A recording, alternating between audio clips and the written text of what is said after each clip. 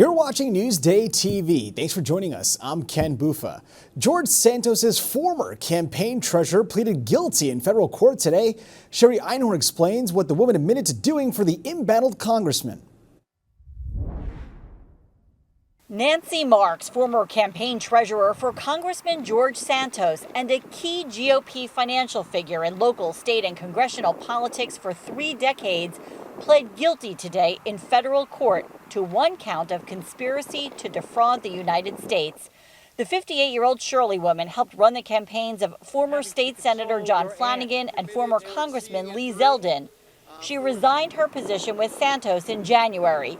In May, he was indicted and charged with wire fraud, money laundering, stealing public funds, and lying on federal disclosure forms. He pled not guilty, but blamed her. Now, part of what Marks admitted to here in court today was that she filed a list of false donors with the Federal Election Commission, submitting the names and addresses of 10 family members, although none had made a contribution. She also admitted to falsely reporting that a candidate, her attorney says was Santos, personally loaned his campaign $500,000, even though the money wasn't there when she reported it. Defense attorney Ray Perini says Marks was, quote, mentally seduced by Santos. There were lies told, and that's not shocking when you talk about Santos.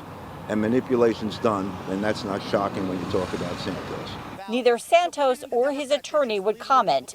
Newsday reporter Michael Gormley explains how Marks became such a key player in the GOP. She handled the jobs of political operatives differently than others did. Most campaign managers are part-time workers, and they're often the friends or the lawyers of the politician. It's a thankless job, very difficult. What she did differently was that she took on many clients at once, all throughout Long Island and beyond. Marks is due back in court in April for sentencing. In Central Islip, I'm Sherry Einhorn for Newsday TV. A judge sentenced a Deer Park woman to 30 years in prison today. Shaquila Titley was convicted of manslaughter and attempted murder for stabbing her ex-boyfriend's mother to death in 2021 and then trying to kill the boyfriend. 85-year-old Marie Milley was found dead inside her Deer Park home where Titley was renting an apartment. Police say Titley attacked Milley because she would not renew her lease. High school seniors applying to dozens of New York colleges won't have to pay application fees this month. Governor Hochul made the announcement today. The free applications are for New York State and city public and colleges and more than 40 private schools. It's the first time SUNY, CUNY, and private institutions are joining together to waive the fees during the October college application month. And Mets general manager Billy Epler has resigned. In a statement, he says the new team president David Stearns wanted a clean slate, and that meant him stepping down. Mets owner Steve Cohen says the team accepted Epler's resignation and handed over the leadership to Stearns. Epler has been with the Mets since 2021. And Billy Joel has scheduled a milestone show at Madison Square Garden.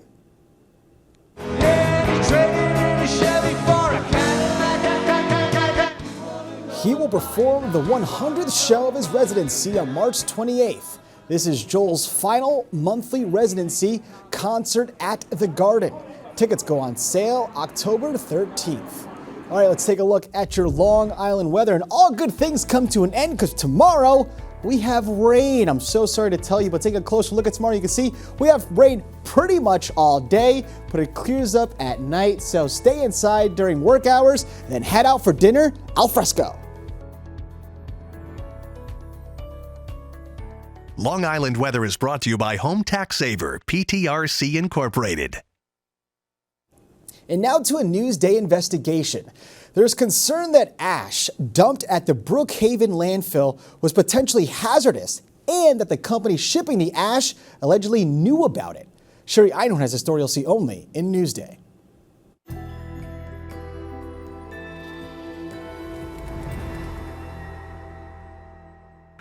I know the material from what I witnessed. In my opinion, the material in the truck's hazardous.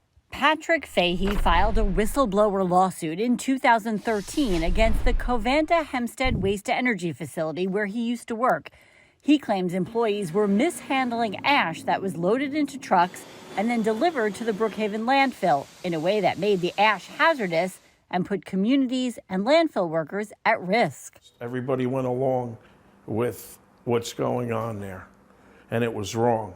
Covanta, which turns municipal solid waste into electricity by burning it, and the town of Brookhaven declined Newsday's requests for in-person interviews. In an email, a Covanta spokeswoman denied the allegation, saying the ash in question was never proven to be toxic. Covanta has produced tens of thousands of pages of documents in this case. Those records overwhelmingly demonstrate Covanta's compliance and transparency. An attorney for Brookhaven says Brookhaven's position has always been that the ash received at our facility was safe because of DEC testing that certified it as such. A Newsday investigation uncovered internal corporate communications, part of that whistleblower lawsuit, that revealed Covanta employees for nearly a decade couldn't be sure that the ash being sent to the landfill wasn't hazardous. They're talking privately amongst themselves about the concerns they were having, meeting their requirements for the plan with the DEC to, mix and dispose of the ash. Documents show environmental engineers from Covanta called the Hempstead facility's ash practices a tremendous problem, a risk item that needs to be mitigated, and said that if the DEC began testing ash from the trucks directly instead of from samples mixed in the lab, it could be a disaster. They deny that there's any proof that they ever delivered hazardous ash, but still internally these show that they had concerns. I'm Shari Einhorn for NewsdayTV. Watch part 2 of our special investigation tomorrow. It focuses on people living and working around the landfill who claim it's affecting their health. To read more about this story, go to Newsday.com. Click Get More below the NewsdayTV video box. In this day and age of social media and of misinformation everywhere you look, it's so critical for my work to come from a respected, trusted source where readers know they can trust it day in and day out. Newsday, covering Long Island like no one else can. What's Up on Long Island is brought to you by PC Richard & Son.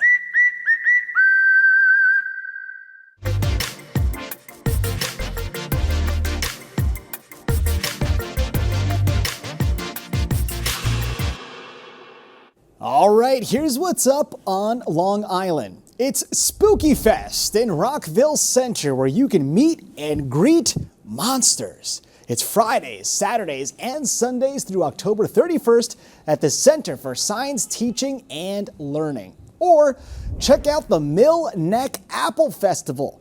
You can take part in an apple pie eating contest or try other food options and craft drinks. It's Saturday and Sunday at Mill Neck Manor. I can be your lucky penny. You can be my four-leaf clover. Starting over. Why not see Chris Stapleton on Long Island? The Grammy-winning singer will take the stage at UBS Arena at Belmont Park on Saturday. For admission info and more events, click Get More below the NewsdayTV video box.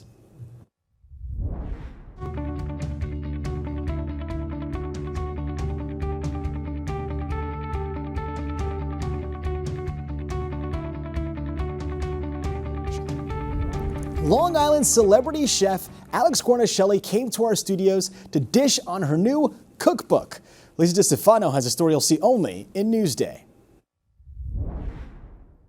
Long Island's the best. You know, I leave half my heart in Long Island. Celebrity chef Alex Guarnaschelli brought her best and her new cookbook, Cook It Up, to the Newsday Live author series. We are so happy to have you here at our Newsday headquarters for Newsday Live, sold out. Sold out. The intimate evening featured a conversation with Newsday food writer Erica Marcus. Alex shared stories about her career and writing this cookbook with her daughter Ava. Writing a book with your daughter isn't the first thing that occurs to people. No, it's really annoying. Everybody a parent out here? You know what I'm saying, right? There was also an audience Q&A. What do you like to do when you're not cooking and not on TV? Nothing. Followed by a book signing. What is it like for you to be in a room with and meet your fans? People have been following you throughout your whole career. It's amazing. I mean, it's really rewarding. It's not something you think about when you're on TV, but it's so nice to actually be with the fans or be with people that love food. What do you think is the secret to her success? I think Alex just seems like a regular person. I have to say I enjoy Swiss cheese and ham on a baguette like nobody's business. Like she seems like a friend of yours who just happens to be on television. You know, she just seems normal. What is it like for you now that the book is out in the world? I love it. And Ava, my daughter, is so excited about it. It's been really fun. She's 16 and she's a New York Times bestselling author. It's pretty exciting. Yeah. Sold. That's a big deal. That's sold out. Elisa DiStefano, Newsday TV. 16 years old. Incredible. Now, to see the whole interview at Newsday Studios, go to newsdaylive.com. Watch Newsday TV on the big screen. Use the remote to activate Siri, Alexa, Roku, or the Google Assistant on your streaming device. Say, install Newsday. Newsday TV, covering Long Island like no one else can. You're watching Newsday TV. I'm Ken Buffa. Thank you so much for joining us. We'll leave you now with a look at your 7-day forecast.